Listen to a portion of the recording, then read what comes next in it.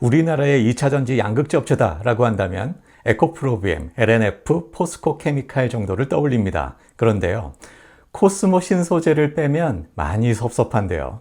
왜 이렇게 섭섭한지 지금부터 알아보겠습니다. 네, 코스모 신소재 주가에 결정적으로 영향을 주는 요소가 뭘까? 주가 변동 체크 포인트 먼저 짚어보겠습니다. 첫 번째로 고부가가치 사업의 확대를 들 수 있는데요. 이 고부가가치 사업이란 바로 전기차용 하이니켈 양극재입니다. 지금까지는 이 분야에서 두각을 내지 못했습니다만 기대되는 포인트가 있습니다. 자세히 알아보고요. 두 번째로 생산 캐파 및 실적을 들 수 있는데요. 이 생산 캐파가 곧 실적이다 해도 과언이 아닐 만큼 이 양극재 공급 부족에 이 시장은 시달리고 있습니다. 그래서 생산 캐파로부터 실적 전망을 해보겠습니다. 그리고 세 번째로 주가 수준을 평가해 보려고 합니다. 최근에 주가가 많이 떴어요. 그래서 이제는 꼭지인가 라는 생각이 들기도 하는데요. 이 주가의 수준이 얼마나 됐나를 평가하기 위해서 그 다른 양극재 업체들의 주가와 그 수준을 밸류에이션을 통해서 비교해 보겠습니다. 네, 주가 변동 체크 포인트 첫 번째로 제시해드린 고부가가치 사업의 확대를 지금부터 자세히 좀 들여다볼게요. 코스모 신소재가 LG에너지솔루션, 삼성 SDI, SK온과 함께 어떤 사업을 벌이고 있고 앞으로 어떻게 사업을 진행할지 좀 자세히 들여다보겠습니다. 현재 코스모 신소재는 LG에너지솔루션과 삼성 SDI가 주요 고객사다라고 할 수 있습니다. 니켈 함량 60%대의 양극재를 공급하고 있는데요. 이 3원계 배터리용 양극재는 니켈 함량이 대단히 중요하죠. 왜냐하면 이 니켈 함량이 높아질수록 이 배터리의 에너지 밀도가 높아집니다. 이 배터리의 에너지 밀도가 높다는 것은 같은 사이즈의 배터리라고 하더라도 전기 에너지가 그만큼 많이 저장된다, 이런 의미인데요. 이게 특히 자동차에 중요하죠. 이 전기 에너지가 많이 저장될수록 먼 거리를 주행할 수 있으니까요. 한 번 충전으로 긴 거리를 주행할 수 있기 때문에 특히 전기차의 이 에너지 밀도가 매우 중요합니다.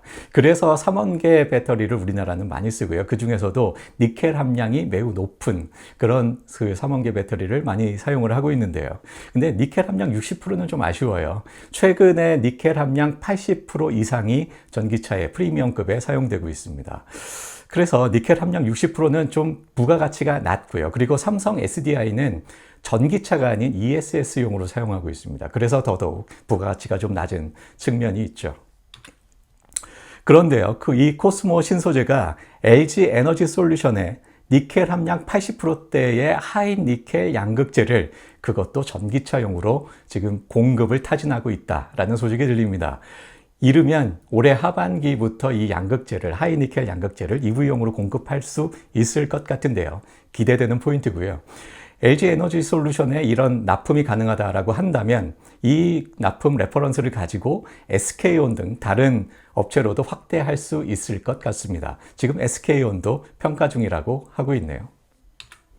자, 그럼 삼성 SDI는 가만히 있느냐? 삼성 SDI는요, 아예 코스모 신소재에게 북미의 양극재 합작사를 집시다 라고 제안을 하고 있다라고 소식이 들립니다. 그런데 코스모 신소재가 좀 튕기고 있는 것 같아요. 코스모 신소재는 삼성 SDI 뿐만 아니라 다른 회사하고도 양극재 합작사를 논의 중이다라고 얘기하고 있는데요.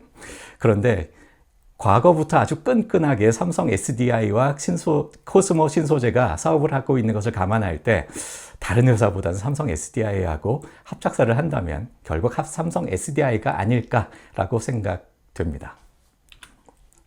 자, 정리하면 이 EV용 하이니켈 양극재를 적용하고 확대하는 것이 기대됩니다. 지금까지는 EV보다는 ESS용으로, 그리고 하이니켈 양극재라기보다는 좀 니켈 함량이 낮은 그런 양극재를 공급함으로써 부가가치가 좀 낮았는데요.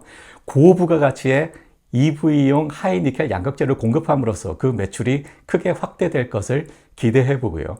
먼저 LG에너지솔루션이 그 첫 번째가 될 것 같고, 공급이 가능해진다면 SK온 등 다른 회사로 확대될 것이 기대됩니다. 게다가 삼성 SDI하고의 그 북미 합작사까지 지어진다면 코스모 신소재의 매출 확대는 그야말로 빠르게 확대될 것으로 생각됩니다. 주가 변동 체크 포인트 두 번째로 제시해드리는 생산 캐파 및 실적입니다. 생산 캐파를 통해서 실적을 가늠해 보고요. 그로부터 이 회사가 얼마나 전망이 있는지 한번 따져보려고 하는데요. 자, 생산 캐파가 곧 매출이다 라고 앞서서 말씀드렸는데, 왜냐하면 공급 부족을 크게 겪는 분야가 또 이 양극재 업계입니다. 따라서 이 생산 캐파가 매우 중요한데요. 이 생산 캐파로부터 매출을 예상해 보려고 합니다. 자, 코스모 신소재의 생산 캐파 전망인데요. 코스모 신소재는 2022년 현재 2만 톤의 생산 캐파를 갖습니다. 그리고 점차 그 생산 캐파를 늘려서 2027년에 15만 톤의 생산 캐파를 갖추겠다라고 밝히고 있는데요. 이건 순수 국내만의 물량이고, 해외에서 뭐 합작사를 짓는다라고 하면 여기에 더 추가가 되겠죠. 자, 이 생산 캐파를 매출로 환산해 보려고 합니다. 이 매출로 환산할 때는 좀 가정이 필요하죠. 양극재는 킬로그램당 50불 정도로 그 가격이 예상됩니다. 여러 가지 사업 내용들을 보면요. 그런데 이 전제는 EV용 하이니켈 양극재다라는 전제고요. 그리고 가동률이 100%다라고 했을 때 생산 캐파가 그대로 매출로 얼마가 예상되는지 한번 환산을 해보면요. 2022년에 2만 톤의 생산 캐파를 갖는다고 했죠. 그게 돈으로는 1조 3천억 원 수준으로 예상되고요. 그리고 2027년에 15만 톤의 생산 캐파를 갖는다고 했죠. 그것을 돈으로 환산해 보면 9조 8천억 원 정도로 예상됩니다. 그런데요, 2022년 실제로 매출을 보면 5천억 원 수준입니다. 1조 3천억 원에 크게 미치지 못하는데요. 왜 이럴까 생각해 보면, 니켈 함량 60%의 매출이 주된 매출이었고, 그것도 EV가 아닌 ESS용으로 납품하고 있었습니다. 부가가치가 좀 낮아요. 그래서 1조 3천 원의 매출을 올리지 못하고 5천억 원 수준의 매출을 2022년에 올렸는데요. 자, 앞으로 이런 가정을 한번 해보려고 합니다.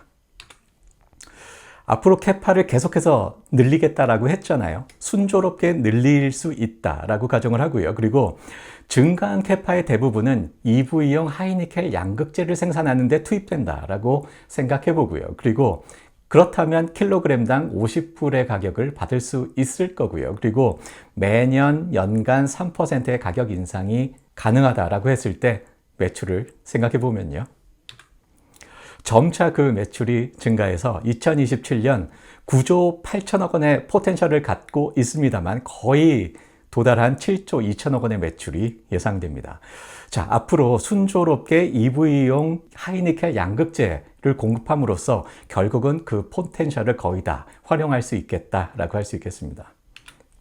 자, 정리하면 생산 캐파가 확대되는 대로 고부가 양극재 증가로 연결할 것을 기대하고요. 그렇다면 지금까지는 포텐셜만 가지고 있었어요. 그게 저부가가치의 시장으로 들어갔었는데, 그 포텐셜이 극대화돼서 이 잠재력이 실적화되기를 기대해 봅니다.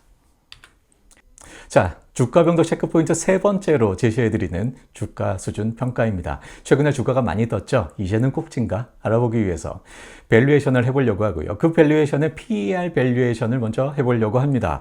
PER, 순이익분의 시가총액으로 정의되는데요. 내가 보고 싶은 게 분자에 있고요. 그냥 보지 않고 뭐 대비해서 봐요. 이 대비되는 게 분모에 있습니다. 자, 분모에 순이익이 있어요. 순이익 대비해서 보겠다. 뭘 보고 싶나요? 분자의 시가총액이 있죠. 즉 주가 수준을 보겠다, 이 얘기입니다. 순이익 대비 시가총액을 보겠다라는 의미이고요. 순이익이 2배야? 그렇다면 시가총액도 2배가 돼야 돼. 그게 결국 같은 주가 수준이야, 이런 얘기죠. 자, 이 PER 밸류에이션을 한번 해보면요. 양극재 주요 3사 에코프로비엠, LNF, 포스코케미칼의 PER 수준은 에코프로비엠이 약 40 정도 되네요. 그리고 LNF가 약 30 정도, 약 못 미치고요. 그리고 포스코케미칼이 거의 60 수준이나 됩니다. 포스코케미칼이 굉장히 높은 밸류에이션 수준을 갖죠. 이거 너무 주가 높은 거 아니야? 라는 생각이 들 수도 있는데요. 자, 코스모 신소재는 에코프로비엠과 LNF보다는 주가 수준이 높다라고 평가가 되지만 포스코케미칼보다는 낮은 그런 정도의 PER 밸류에이션을 갖습니다. 아니, 그렇다면 에코프로비엠이나 LNF보다는 주가 수준이 높기 때문에 이제는 꼭지가 아닌가라는 생각도 들 수 있는데요. 그런데 우리는 이런 경우를 흔히 봅니다. 높은 성장이 기대가 되면 주가가 막 떠요. 그러면서 PER 수준도 상당히 올라가죠. 혹시 포스코 케미칼이나 코스모 신소재도 이런 경우가 아닐까라는 생각이 드는데요. 자, 이렇게 높은 성장에 대한 기대감, 즉 이익 성장률 대비 PER 수준을 보는 지표가 있습니다. PEG라고 하는데요. Price Earning to Growth Ratio라고 합니다. 이익 성장률, 성장 기대감이 2배야? 그러면 PER도 2배가 돼야 돼. 그게 결국 같은 PER 수준이야. 이런 얘기죠. 자, 이 PER 밸류에이션을 한번 해보면요. 네, 에코프로비엠, LNF, 포스코 케미칼의 밸류에이션 수준이 상당히 좁혀지는 것을 볼 수 있습니다. 자, 그럼 코스모신 소재는 어떨까요? 오히려 에코프로비엠이나 LNF보다도 코스모신 소재가 밸류에이션 수준이 더 낮습니다. 이건 무슨 의미인가요? 다른 업체들보다 이 이익 성장률, 성장 기대감이 더욱더 훨씬 더 높다. 그런 의미입니다. 따라서 이 이익 성장률을 고려했을 때는 아직도 다른 업체 대비 저평가되어 있다. 이렇게 평가할 수 있겠습니다. 자, 그렇다면 얼마의 주가가 적절한가? 지금부터 목표 주가를 설정해 보겠습니다. 자, 앞서서 PER, PEG 밸류에이션 했어요. 마찬가지 방법으로 목표 주가를 생각해 보겠습니다. 자, PEG는요, 이익 성장률 분의 PER로 정의가 돼요. 다시 말하면 성장률의 PEG 밸류에이션을 곱하면 목표 PER 나온다. 그런 의미죠. 자, 성장률은요, 앞서서 실적 전망 해드렸습니다. 그 실적 전망이 91%의 연평균 성장률을 갖습니다. 2022년부터 2025년까지의 연평균 성장률 91% 상당히 높은 수준이죠. 성장률이 기대되고요. 그리고 PEG 밸류에이션은 양극재 3사의 PEG 밸류에이션 평균 0.75를 적용하기로 합니다. 자, 이 얘기는 양극재 3사의 주가 수준, 평균적인 주가 수준을 코스모 신소재의 주가로, 목표 주가로 삼겠다. 그런 얘기죠. 그래서 얻게 되는 목표 PER 68.6 도출되고요. 자, 목표 PER 68.6 도출됐습니다. 이제는 PER 밸류에이션을 하려고 하는데요. PER은 순이익분의 시가총액으로 정의됩니다. 따라서 순이익의 PER 밸류에이션 곱하면 시가총액 나오죠. 2023년 예상되는 순이익 약 500억 원 예상되고요. 앞서서 목표하는 PER 도출했습니다. 68.6을 곱하면 목표 시가총액 3조 5천억 원 도출됩니다. 자, 목표 시가총액 나왔어요. 총 발행 주식수로 나누면 우리가 원하는 목표 주가 나오죠. 그래서 목표 주가는요, 11만 4천 원 나옵니다. 현재 주가가 많이 올랐습니다만 7만 원대 주가 대비 여전히 먹을 거리가 많이 남았다라는 목표 주가인데요. 이 목표 주가 한번 그 의미를 생각해 볼까요? 자, 앞서서 캐파 확대 계획을 소개해 드렸습니다. 이 캐파 확대가 순조롭게 진행이 되고요. 캐파가 확대되는 족족 고부가가치 시장인 EV용 하이니켈 양극재 시장에 이 증가하는 캐파가 투입되는 것을 가정을 했고요. 그렇다면 양극재 주요 3사의 밸류에이션 수준을 적용할 수 있을 것 같고, 그렇게 해서 양극재 3사의 주가 수준을 갖는다라고 하면 그 주가는 11만 4천 원이다. 그런 의미입니다. 네, 지금까지 코스모 신소재 종목 분석해봤습니다. 도움이 된다, 뭐 해야 된다고요? 구독, 좋아요 부탁드리고요. 여기까지 할게요.